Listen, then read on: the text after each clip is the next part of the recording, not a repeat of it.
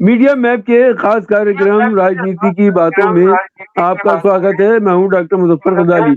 आज हम जिस विषय पर चर्चा करेंगे वो है 5 राज्यों के जो अभी नतीजे आए हैं। कहा जा रहा है कि वो नतीजे चौंकाने वाले थे। सवाल यह है कि वो नतीजे चौंकाने वाले क्यों थे? क्या ये माना नहीं जा रहा था कि एसआईआर के बाद ईडी के बाद में अदालत और इलेक्शन कमीशन इन सब का गठजोड़ गुल खिलाता रहा है, हरियाणा से लेकर के और महाराष्ट्र तक। हमारे आज के इस कार्यक्रम में खास मेहमानों का पैनल जुड़ चुका है। सीनियर पत्रकार शिवाजी सरकार साहब हमारे साथ जुड़ चुके हैं। आपका स्वागत है। हमारे साथ पॉलिटिकल एनालिस्ट और जर्नलिस्ट जनाब डॉक्टर तस्लीम रहमानी साहब जुड़ चुके हैं। डॉक्टर साहब आपका भी स्वागत है। सबसे पहला सवाल शिवाजी सरकार साहब आपसे है कि क्या ये अप्रत्याशित नतीजे हैं या इसकी किसी ने भी इस बारे में सोचा था या ऐसा महसूस हो रहा? ये नतीजे तो बारे में बातचीत थी, क्या गुल खिलेगा। असम में डिलिमिट हो चुका था और उसके मुताबिक जो है सारी चीजें की गई थी। बंगाल में एसआईआर ने गुल खिलाने के बाद पहले से ही कुछ न कुछ अंदाजा लगाया था। और एसआईआर में सबसे बड़ी चीज जो है 91 लाख आप छोड़ भी दीजिए, क्योंकि कहा जाता है कि जो मरे हुए थे 20 साल से उनके नाम नहीं कटे, मान लिया चलिए हो सकता। 27 लाख जो नाम कटे हैं उन्होंने तो सारा अपने कागज जमा किए, सब कुछ लोगों को बताया और उसके बाद भी बाहर है कि इलेक्शन इसी ने कहा कि लॉजिकल डिस्क्रिपेंसी क्या है। 2003 में जो लिस्ट बनी तो और अब अंग्रेजी में बनाई गई है। तो नाम जो आए हैं, नाम को जो दोबारा लिखे गए हैं, तो उसमें कई स्पेलिंग मिस्टेक्स है और इस तरह की कई गलतियां हैं, तो लॉजिकल डिस्क्रिपेंसी कह रहे हैं। तो गलती इलेक्शन कमीशन की होगा, भारत की जनता रही है। और सबसे बड़े की मजे की बात यह है, कोर्ट इनको की हमारी बातें सुननी चाहिए और इस पर साफ साफ कहना 1995 का एक जजमेंट भी है, इसमें साफ है कि अगर चुनाव में वोटर। मेरा सवाल तस्लीम रहमानी साहब आपसे है कि इस पूरी परिचर्चा में इलेक्शन की कहीं भी माइनॉरिटीज का जिक्र नहीं हो रहा। इन 5 रियासतों के नतीजों में माइनॉरिटीज का क्या रोल रहा है? आदाब। माइनॉरिटी से आपकी मुराद क्या है? खासतौर से मुसलमानों के रोल की मैं बात कर रहा हूँ। तो अब मुसलमानों को माइनॉरिटी कहने के बजाय बराह रास्त मुसलमान कहने में किसी को भी कोई हर्ज नहीं होना चाहिए, क्योंकि पिछले 15 साल में देश में जितने इलेक्शन हुए हैं खुल के हिंदू और मुसलमानों के नाम पर कैंपेनिंग की गई है। आप इस वक्त जितने मीडिया हाउसेज डिबेट्स कंडक्ट करते हैं शाम को 4 बजे से रात को 11 बजे तक, वो सब के सब हिंदू और मुसलमान की बुनियाद पे डिबेट करते हैं। अगर इस मुल्क में लार्जेस्ट माइनॉरिटी मुसलमान को अब बाकायदा नाम लेकर कैंपेनिंग की जाती है, तो अब माइनॉरिटी कह के मुसलमानों को पुकारने की एक छोटे से ग्रुप के जरिए ये तो कोई तकल्लुफ की बात अब नहीं रही है। एक बात। दूसरी बात, मुसलमानों ने इलेक्शन में क्या किया ये जिक्र हो रहा है बहुत खुले तौर पर, पूरे नेशनल स्क्रीन पर भी हो रहा है, अखबारात में भी हो रहा है, मीडिया में भी हो रहा है, सियासी पार्टियों में भी हो रहा है। लेकिन जो हो रहा है उसमें एक बात सबको ये समझनी चाहिए कि असम हो, बंगाल हो या केरल हो, ये 3 वो स्टेट्स हैं जहां 25 से लेके 35% तक मुस्लिम वोटर मौजूद है। एसआईआर हो जाने के बाद भी है, दरिया में नहीं डाला जा सकता ना इन किसी को भी, तो इसके बावजूद है। और इस मुस्लिम वोटर ने भी अपना डेमोक्रेटिक राइट बहुत ही सेकुलर वे में इस्तेमाल किया है। बंगाल इसमें पहले असम देखिए ना, कांग्रेस का दावा है कि वो इस मुल्क की सबसे पुरानी सेकुलर पार्टी है, मान लेते, लेकिन असम में जो 19 सीटें कांग्रेस ने जीती हैं उस सेकुलर पार्टी को सिर्फ 18 मुसलमान वो सेकुलर पार्टी जिता पाई, सिर्फ मुसलमान। इसका मतलब कि मुसलमानों ने उसी असम में मुसलमानों के नाम पर बनी हुई एक पॉलिटिकल पार्टी AIUDF को वोट नहीं दिया, सेकुलरिज्म के नाम पर कांग्रेस को वोट दिया और नतीजे में उसका एन ब्लॉक वोट कांग्रेस को गया, उसके लोग जीत गए। दूसरा वोट इस सेकुलर पार्टी के पास कौन सा था, ये जवाब तो कांग्रेस को देना चाहिए। लाइकवाइज तृणमूल कांग्रेस जो अपने वेस्ट बंगाल में आप आ जाएं तो वहां पर भी तकरीबन 29-30% वोट मुसलमानों का है, उसके अपने बड़े पॉकेट्स है, पूरे के पूरे डिस्ट्रिक्ट्स है। वहां पर हुमायूं कबीर ने एक हाईली इमोटिव एक इशू को छेड़ा और पोलराइज करने की मुस्लिम वोट को कोशिश की, गलत, नाजायज, मतलब उसको, और मैं तो उसको गैर कानूनी और गैर जज्बाती हर तरह से, हम पहले भी हमेशा कंडेम किया कि ये तो मस्जिद जर्रार है, ऐसी मस्जिद को तो जला देना चाहिए। खुलेआम तौर पर कह रहा हूं मैं पब्लिक चैनल पे, आपके जितने लोग भी सुने, कि जैसी मस्जिद हुमायूं कबीर बना रहा है उस मस्जिद को तो जला देना चाहिए, मस्जिद जर्रार की तरफ। और मुसलमानों ने भी बंगाल के उसको समझा, ISF मौजूद था, असदुद्दीन अवैसी साहब भी वहां गए, लेकिन जितने लोग जीते, सिर्फ एक हुमायूं कबीर 2 जगह से जीत गया और ISF का एक पुराना फुरैरा शरीफ वाला था, ये 3 जीते। कि TMC के 80 में से 33 MLA तकरीबन, एग्जैक्टली मुझे शायद इस वक्त कंफ्यूजन हो, ये तो मुसलमान जीते। तो मुसलमानों ने इन मुस्लिम जज्बाती आउटफिट के बावजूद सेकुलरिज्म के नाम पर वोट दिया एक सेकुलर पॉलिटिकल पार्टी को, जो खुद को सेकुलरिस्ट कहती है, ममता बनर्जी, समझ गए। इस CPM से 1 जीता, मुसलमान है बंगाल में, कांग्रेस से 2 जीते, दोनों मुसलमान है। तो ये जो अजीबोगरीब एक सूरत हाल है, इसी तरह केरल में आप आ जाइए, कांग्रेस और मुस्लिम लीग आज से थोड़ा ही है, 45 साल से वो एक अलायंस में है और मुसलमानों का वो फिक्स वोट है वहां इस अलायंस के लिए। तो वो उसी पैटर्न पे मुसलमानों ने वोट किया, वो जीत गए। तमिलनाडु में सिर्फ 5% वोट है, लेकिन इसके बावजूद इस वक्त DMK की इतनी बड़ी एंटी इनकम्बेंसी थी, मुसलमान समझाने वाला वहां कोई था नहीं, उन्होंने मैक्सिमम वोट DMK को दिया, नए आउटफिट को, TVK को वो समझ नहीं पाए, नहीं दिया, फिर भी TVK से मुसलमान भी जीते। तो ये मुसलमानों का वोटिंग पैटर्न, इस मुल्क में मुसलमानों को गाली देने वाले लोगों को समझना चाहिए कि उन्होंने किसी हिंदू पार्टी का साथ भी नहीं दिया और किसी मुस्लिम पार्टी का साथ भी नहीं दिया, उन्होंने सेकुलरिज्म का दम भरने वाली पार्टियों का साथ 5 स्टेट्स में दिया। और उनकी आज जितनी हैसियत भी है, चाहे असम की असेंबली के अंदर हो या बंगाल की असेंबली के अंदर हो, चाहे केरल की असेंबली के अंदर हो, वो हैसियत सिर्फ मुसलमानों की वजह से है। मुसलमानों ने अगर उन्हें वोट न दिया होता तो असम में एक ही कांग्रेस पार्टी का MLA जीता होता, हिसाब लगा लें, 80 ना होती। ममता बनर्जी के पास मुसलमानों ने वोट न दिया होता, पार्टी राउट हो गया होता पूरा का पूरा। ये मालूम भी हो जाता कि ममता बनर्जी को वोट मुसलमान नहीं दे रहे हैं, तो जो बाकी के 45-50 जीते उनको भी कोई और वोट नहीं मिलता, और इसमें भी मुसलमानों का बड़ा वोट शामिल है। तो ममता बनर्जी 0 के करीब होती कहीं पर। इस तरह असम में अगर ये वोट सेकुलरिज्म के नाम पर न गया होता तो वहां पर बीजेपी के 11 के बजाय 41% वोट होते। ये हैसियत मुसलमानों की पॉजिटिव हैसियत है, इसे पॉजिटिवली समझने की कोशिश पूरे मुल्क को करनी चाहिए। और खुसूसन ये पॉलिटिकल पार्टीज जो अपने आप को नेशनल मेन स्ट्रीम के बीजेपी का अल्टरनेट समझने वाली पॉलिटिकल पार्टी हैं, इन्हें अपना सेल्फ इवेल्युएशन करना चाहिए कि इनकी अगर कोई हैसियत, कोई मकाम इस मुल्क में अभी तक भी थोड़ा बहुत बरकरार है तो वो सिर्फ मुसलमानों के दम पर है। जिस दिन मुसलमान हाथ खींच लेंगे, ना कांग्रेस के पास कोई धनिया बचा है, ना अखिलेश के पास है, ना ममता बनर्जी के पास है, ना DMK किसी के पास नहीं है, मैं यकीन से कहता हूं। और मुसलमानों को भी अपनी इस हैसियत का अंदाजा करना चाहिए कि उनको अगर सेकुलर पार्टी जिंदा है तो उनके दम पर, और अगर बीजेपी जीत रही है तो वो भी इसीलिए जीत रही है कि वो मुसलमानों को दुश्मन बना के पेश करने के लिए जो हरबे अख्तियार करे वो का। तो इस तरफ भी मुसलमान दिखा के वोट छीना जा रहा है, उस तरफ मुसलमानों का वोट छीना जा रहा है। मुसलमान दिखा के हिंदू का वोट छीना जा रहा है और मुसलमान के वोट के जरिए अपने वजूद को बरकरार।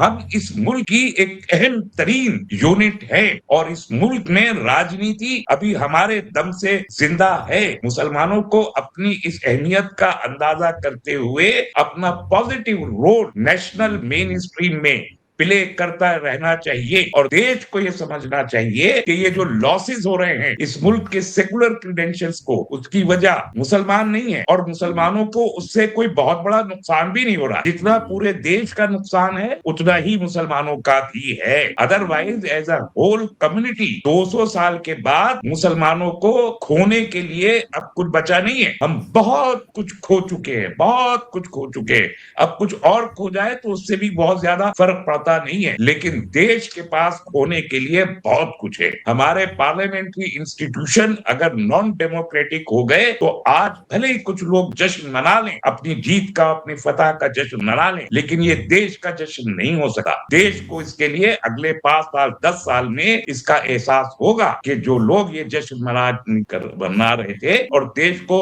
मजहब की बुनियाद पर तकसीम कर देश के साथ कितनी बड़ी दुश्मनी की, अगले 5-10 साल में यह अंदाजा। इसलिए हमें जो अफसोस है वो ये नहीं है कि कांग्रेस हार गई है, टीएमसी हार गई है, कौन हार गया, वो उनके अपने कुक्रम है जिनसे वो हारे हैं, उसकी हमें परवाह नहीं है। परवाह ये है कि देश का क्या होगा, क्या इन खतूत पर हम डेमोक्रेसी, कॉन्स्टिट्यूशन और आगे आने वाले वक्तों में जो हमको तरक्की करनी है, इकोनॉमिक फ्रंट पर, स्ट्रेटेजिक फ्रंट पर, जो हमारे चारों तरफ बादल छाए हुए हैं दुश्मनों के, उनसे लड़ने के लिए जिस ताकत की हमको जरूरत है, क्या इन पार्लियामेंट्री इंस्टीट्यूशन के कमजोर हो जाने के बाद हम वो सब कुछ कर पाएंगे? ये एक बड़ा सवाल है जिस पर देश में चर्चा होनी चाहिए। जी रहमान साहब, हमारे साथ में प्रदीप माथुर साहब जुड़ चुके हैं। माथुर साहब बहुत वेटरन जर्नलिस्ट हैं और आप आईएमसी में उस्ताद भी रहे हैं। तो प्रोफेसर माथुर साहब, मेरा आपसे सवाल है कि पिछले बिहार के इलेक्शन में जेपी नड्डा जी ने ऑन कैमरा ये कहा था कि अगले चंद सालों में जो विपक्ष की पार्टियां हैं, खासतौर से रीजनल पार्टियां हैं, वो खत्म हो जाएंगी। क्या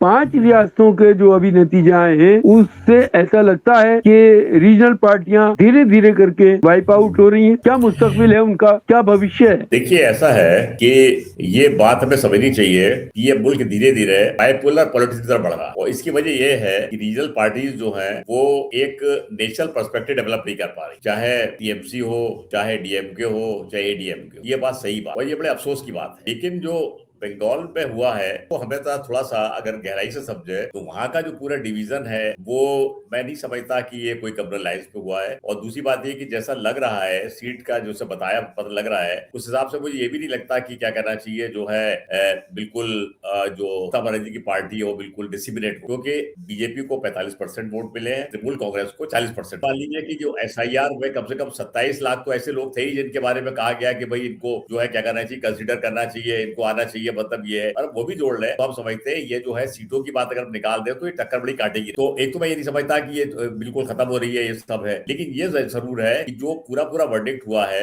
इसको हम लोग जो है दूसरे तरीके से देखें। मानता हूं कि ये बीजेपी की बिना हो गए तो कांग्रेस की हार है और इसकी वजह यह है कि तृणमूल कांग्रेस के कार्टर्स जो हैं उन्होंने सचमुच वहां पर जो है वसूली की कल्चर, गुंडागर्दी की कल्चर, हाई हैंडेडनेस की कल्चर वो लाए थे और जनता का आक्रोश उसके अगेंस्ट था। मैं समझता हूँ इस हालत में अगर मान लीजिए कांग्रेस जो है स्ट्रांग होती या लेफ्ट स्ट्रांग होता तो शायद बीजेपी को इतना एडवांटेज ना मिला हो, लेकिन अनफॉर्चुनेटली जो है उसको तृणमूल कांग्रेस को के मुकाबले में सिर्फ बीजेपी खड़ी थी, इसलिए बीजेपी जो है वहां पर आई है। और मैं नहीं समझता कि बंगाल के लोगों की कोई बहुत वेलकम चॉइस है जैसा मैं उनका समझता हूँ, उनका मिजाज समझता हूँ, लेकिन मेरे ख्याल से उनके पास कोई ऑप्शन नहीं था।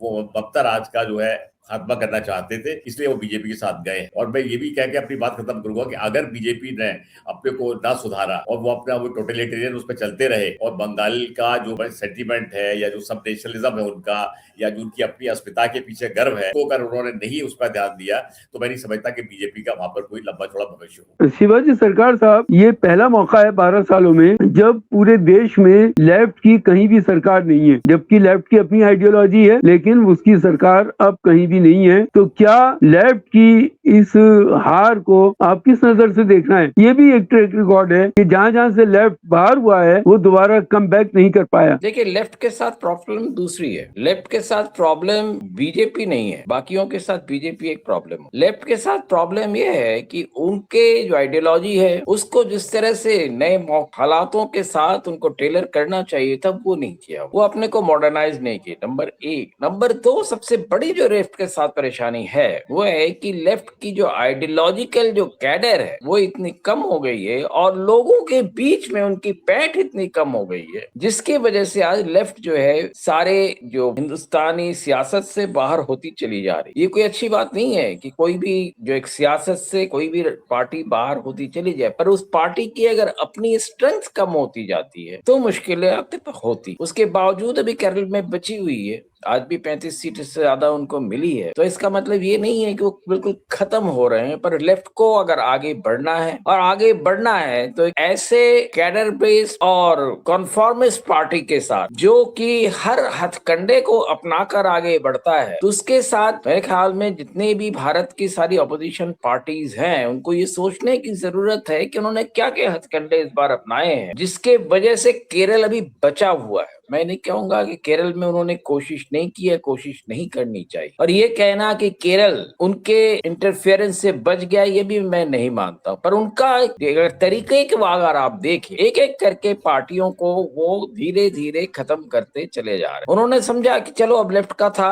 अब लेफ्ट ऐसा भी नहीं है। पिनराई विजयन की पार्टी को उन्होंने कई तरह से सपोर्ट किया कि यूडीएफ जो है ना हो पाए, फिर भी उन्होंने सोचा कि चलो वहां तो अपना कुछ है नहीं, तो इस बार किसी भी तरह से लेफ्ट को हटाओ।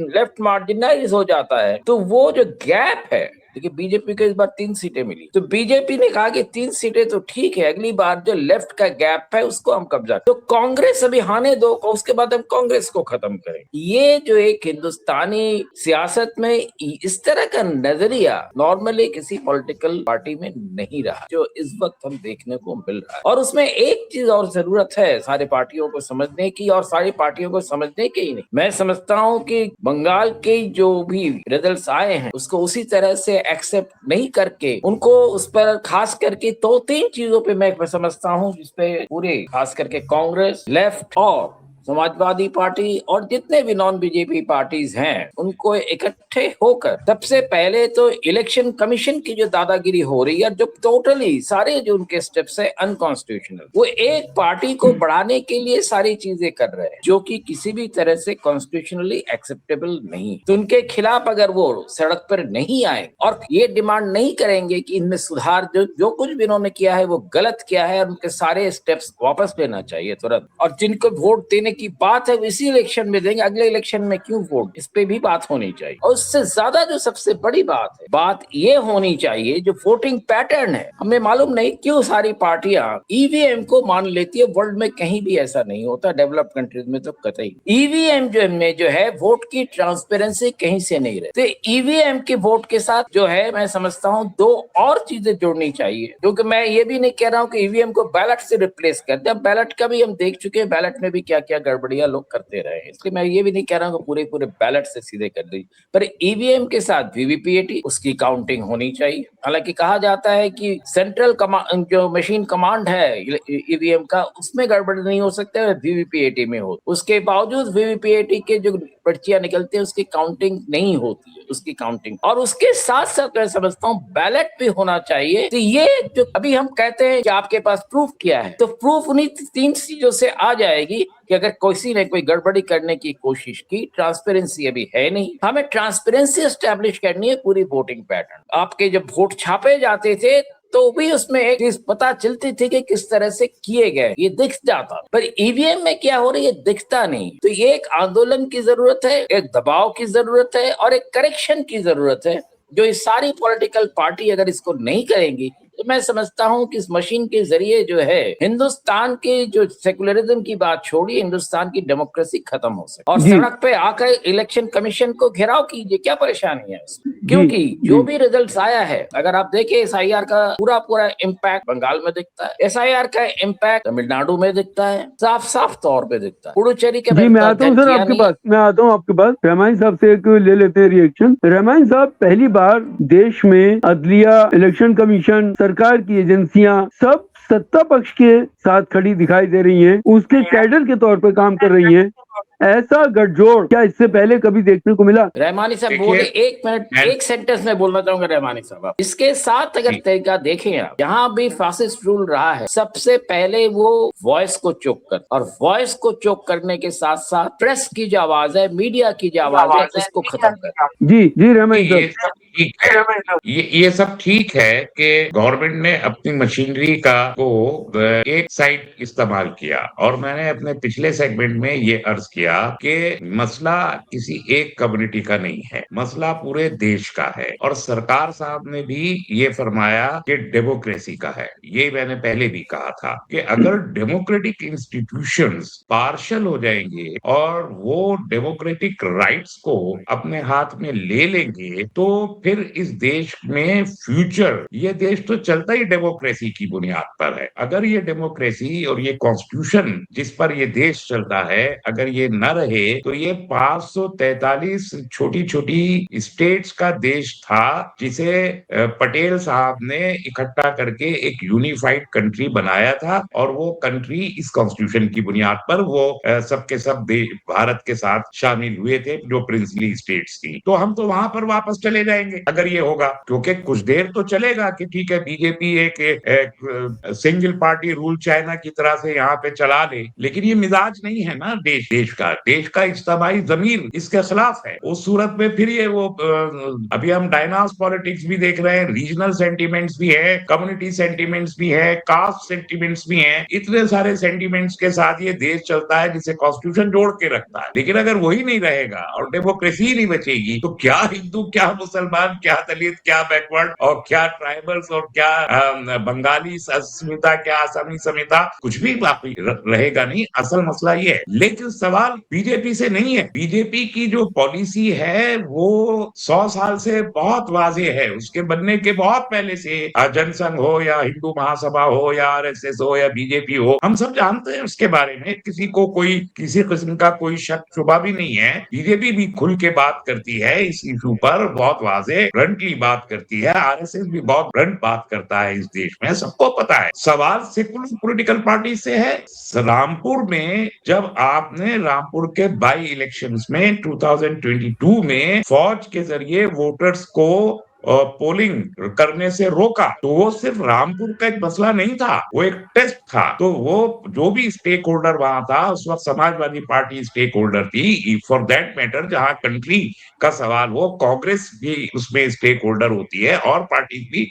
क्यों उसको प्रोटेस्ट नहीं किया, क्यों खामोश रहे? तो अगर माइंडसेट ये है कि आप खुद एक सॉफ्ट हिंदुत्व की पॉलिसी को परसू कर रहे हैं और एक तरफ हार्ड हिंदुत्व है, तो कॉमन फैक्टर तो हिंदुत्व है ना, चाहे वो सेकुलर पॉलिटिकल पार्टीज हो या नॉन सेकुलर पॉलिटिकल पार्टीज हो। तो अगर हिंदुत्व का एजेंडा किसी भी बैकलैश के खतरे से, किसी भी खदशे से आपको है, तो आपको डेमोक्रेसी की परवाह नहीं है, आपको सेकुलरिज्म कॉन्स्टिट्यूशन की परवाह नहीं है। आप सिर्फ बात कर रहे हैं, आप एक प्रिटेक्स्ट बना रहे हैं। उसको रियल कंसर्न आपका, आपकी पर्सनल जो इक्तदार की चाह है वो है। वरना आप उस वक्त रामपुर में चिल्लाते, रामपुर में बात करते। अभी भी एसआईआर जब हो रहा है उसमें बहुत सी डिस्क्रिपेंसी यकीनी तौर पर मौजूद हैं, तो आप खाली कोर्ट में जाके एक रिप्रेजेंटेशन देंगे, ठीक है, जुडिशरी की अपनी एक इंपॉर्टेंस है, वो अपना काम, एक अंग है हमारा, वो अपना काम करता है। लेकिन पब्लिक अपराइजिंग, पब्लिक आउटक्राई, ये डेमोक्रेसी में सबसे इंपॉर्टेंट वो होता है, जिसके लिए ये पॉलिटिकल पार्टीज आज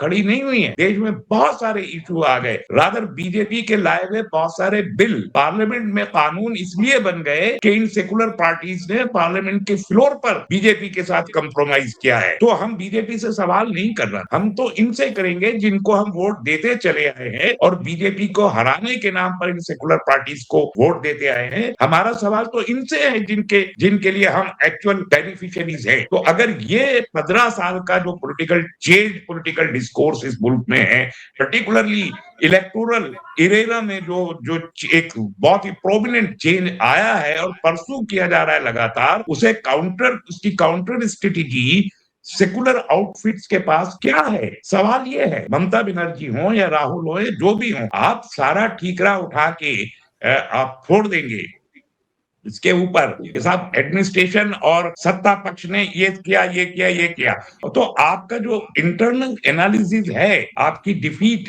रेगुलर डिफीट, परसिस्टेंट डिफीट्स का, उसे कब और कौन एनालाइज करेगा? उसका वे आउट कोई क्या निकाले? बिल्कुल सही माथुर साहब ने भी फरमाया है कि आपको ये देखना होगा कि ग्राउंड पे आपने क्या किया। जो एंटी इनकम्बेंसी ममता बनर्जी की है और रही है पिछले 15 साल की, उसका एक इम्पैक्ट होगा। जब एनालिसिस आ रहे थे, हमको एक हफ्ता पहले जब इनका हुआ पहले चरण की वोटिंग हुई, तब अंदाजा हो गया, खुल के अंदाजा हो गया कि क्या रिजल्ट आने वाला। सेकंड पोल जी हुआ तो हो गया। फिर जब एग्जिट जी पोल आ रहे थे तो एग्जिट पोलस्टर्स ने कहा कि बंगाल का वोटर तो खामोश है। ये खामोशी किस बात की है कि आप टीएमसी के ग्राउंड पे और गांव के लेवल तक जो गुंडागर्दी हो रही है, उसके चलते हुए कोई अपनी ओपिनियन भी देना नहीं चाहता कि डर जाए, तो उससे अंदाजा हो गया। तो मैंने तो कई अपने मीडिया के दोस्तों को वोट गिन के बता दिए थे एक हफ्ता पहले कि 3 करोड़ के आसपास वोट बीजेपी को मिलने जा रहा है और 2.5 करोड़ से ज्यादा ममता